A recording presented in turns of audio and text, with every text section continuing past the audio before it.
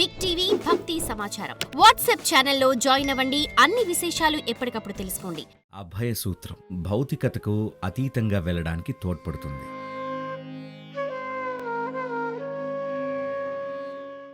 ఇది కూడా నిర్భయ స్థితికి లేదా భయం లేని స్థితికి వెళ్ళడానికి ఎంతో సహాయపడుతుంది. మీలో భౌతికత అంత ప్రబలంగా లేకుంటే మీలో పెద్దగా భయం ఉండదు. అయితే దేవీ సూత్రం ఒక రక్షణ కవచం లాంటిది.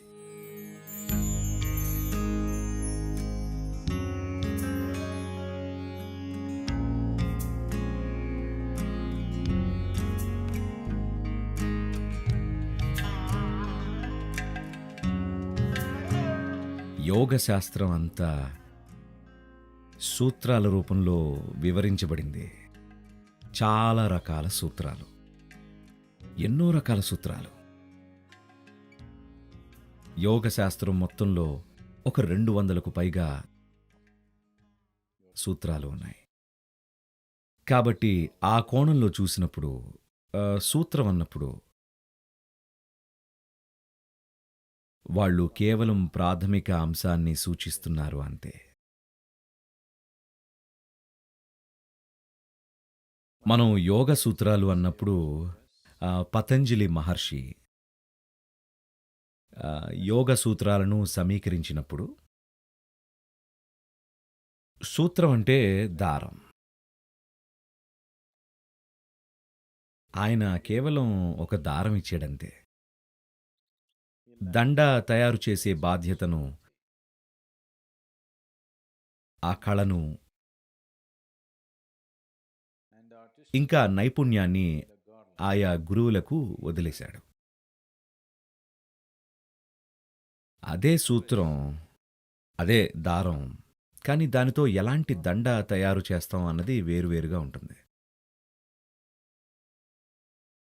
దారం లేకుండా దండ అనేది ఉండదు. కానీ ఎవ్వరూ కూడా దండని దారం కోసం వేసుకోరు. దండని దానికి ఉన్న పూల కోసం వేసుకుంటారు. దండలో పూలు గుచ్చచ్చు, పూసలు గుచ్చచ్చు, అలాగే ముత్యాలు గుచ్చచ్చు, లేదా వజ్రాలు కూడా పెట్టేయచ్చు. కానీ దారం లేకుండా దండ మాత్రం తయారు చేయలేం. అయితే మనం ఎప్పుడూ కూడా దండను దారం కోసం వేసుకోం కదా.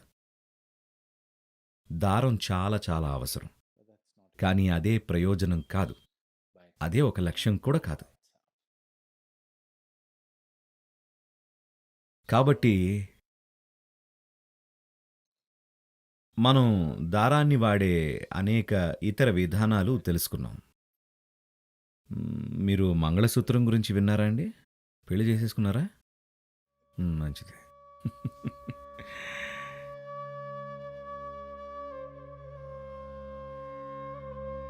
సరైన పద్ధతిలో చేస్తే అందులోని ఉద్దేశం ఏమిటంటే ఇద్దరు వ్యక్తులను ఒకటిగా చెయ్యాలి అని. అందులోని ఉద్దేశం అదే. ఈ రోజుల్లో అది కేవలం ఒక ఆచారంగా మారిపోయింది, అది వేరే విషయం. కానీ అది ఎలా చేయాలో తెలిసిన వారు దాన్ని ఎలా చేస్తారంటే వారిద్దరి డిఎన్ఏలను ఏ విధంగా కలుపుతారంటే,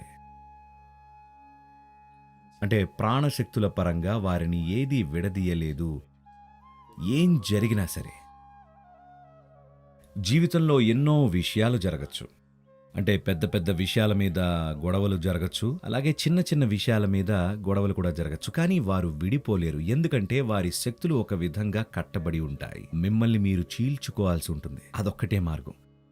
అది బట్టలు విప్పడం వంటిది కాదు, అది చర్మాన్ని చీల్చేయడం వంటిది. It's like peeling your skin off.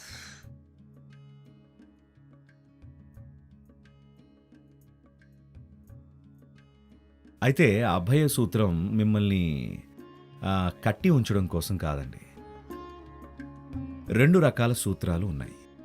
రెండిటిని అభయ సూత్రం అనే పిలుస్తాం. అభయ సూత్రం అనే పదం ఎర్ర రంగులో ఉండే దేవీ సూత్రానికి మరింతగా సరిపోతుంది. మీకు పంచభూత ఆరాధనలో ఇవ్వబడే సూత్రం ఉంది కదా, అది ధ్యానలింగకు సంబంధించినది. ఇది మీలోని కొన్ని పార్శ్వాలను మెరుగుపరచడానికి, ప్రధానంగా మీ ఆధ్యాత్మిక పార్శ్వాన్ని మెరుగుపరచడానికి తోడ్పడుతుంది. మరి దాన్ని అభయ సూత్రం అని ఎందుకు పిలుస్తున్నారు? ఎందుకంటే భయ అంటే భయం. మీ భయానికి మూలం మీ భౌతికత. మీకు భౌతికత లేకపోతే మీకు భయం ఉంటుందా? ఉంటుందా అండి? ఉండదుగా. మీ భౌతికతకున్న పరిమితులే మీ భయానికి కారణం. మీకు భౌతికత అనేది లేకపోతే మీరు దేని గురించి ఇక భయపడరు, అవునా కదా? కాబట్టి ఆ కోణంలో దాన్ని అభయ అన్నాం. కానీ ప్రధానంగా ఈ సూత్రం మనం భౌతికతకు అతీతంగా వెళ్ళడానికి తోడ్పడుతుంది. కానీ చాలా పేర్లు వాడితే మీరు కన్ఫ్యూజ్ అయిపోతారు కదా, అందుకే అలా వాడలేదు. కాబట్టి ఇది కూడా మిమ్మల్ని నిర్భయ స్థితికి లేదా భయం లేని స్థితికి తీసుకెళ్ళడానికి తోడ్పడుతుంది. దీన్ని మనం నిర్భయ సూత్రం అనొచ్చు, దాన్ని అభయ సూత్రం అనొచ్చు. అది ఒక రక్షణ కవచం లాంటిది. ఇది మీలోని ఆధ్యాత్మిక పార్శ్వాన్ని మెరుగుపరచడానికి తోడ్పడుతుంది. తద్వారా మీ భౌతికత కొంచెం తగ్గుతుంది. మీలో భౌతికత అంత ప్రబలంగా లేకుంటే మీలో పెద్దగా భయమేమీ ఉండదు. కానీ దేవీ సూత్రం ఒక రక్షణ కవచం లాంటిది. దొంగల బారిన మనం పడకుండా ఉండాలంటే 2 మార్గాలున్నాయి. మీ ఇంట్లో దొంగలు పడతారేమోనని మీరిప్పుడే భయపడుతూ ఉంటే ఇంటి బయట ఒక కాపలాదారుని పెట్టుకోవచ్చు, అది ఒక మార్గం.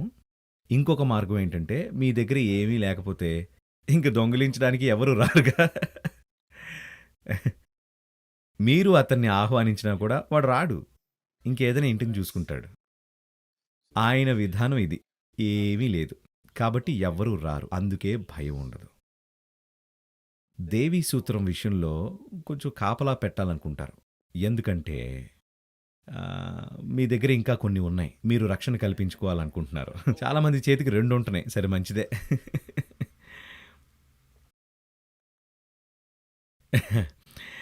సరే, ఇక ఈ సూత్రాన్ని ఎలా తీసేయాలి? మీరు దీన్ని కనీసం 40 రోజులు ధరించొచ్చు.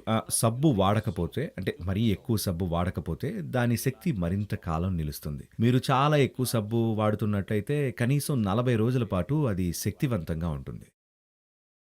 కేవలం చల్లని నీళ్లే వాడుతున్నట్టయితే అది మరింత కాలం నిలుస్తుంది. వేడి నీళ్లతో స్నానం చేస్తున్నట్టయితే కనుక కనీసం 40 రోజులు నిలుస్తుంది. అంటే దారం దాని మృదుత్వం కోల్పోనంత వరకు శక్తిని నిలిపి ఉంచుతుంది.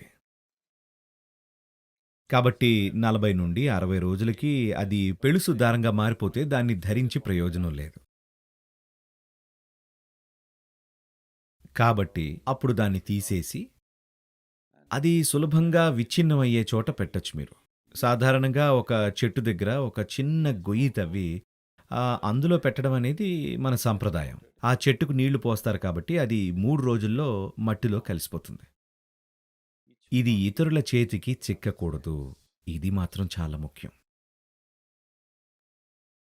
అది మీ శరీరంతో అంత సన్నిహితంగా ఉంది. ఒక విధంగా మీకు దేవికి, మీకు ధ్యానలింగంకి మధ్య ఒక చిన్న రకం పెళ్లి జరిగినట్టే.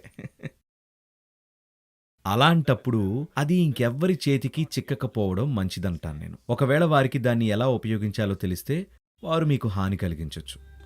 కాబట్టి దాన్ని ఎప్పుడూ మట్టిలో పాతిపెట్టాలి. పాతి పెట్టడానికి చోటు దొరక్కపోతే దాన్ని కాల్చేసేయండి. కాల్చి ఆ బూడిదను మీ శరీరంపై విశుద్ధి నుండి కిందకు పూసుకోవాలి. అది చాలా సులభమైన మార్గం. లేదా దాన్ని పాతిపెట్టడం మంచిది. For more videos like this, subscribe Big TV channel.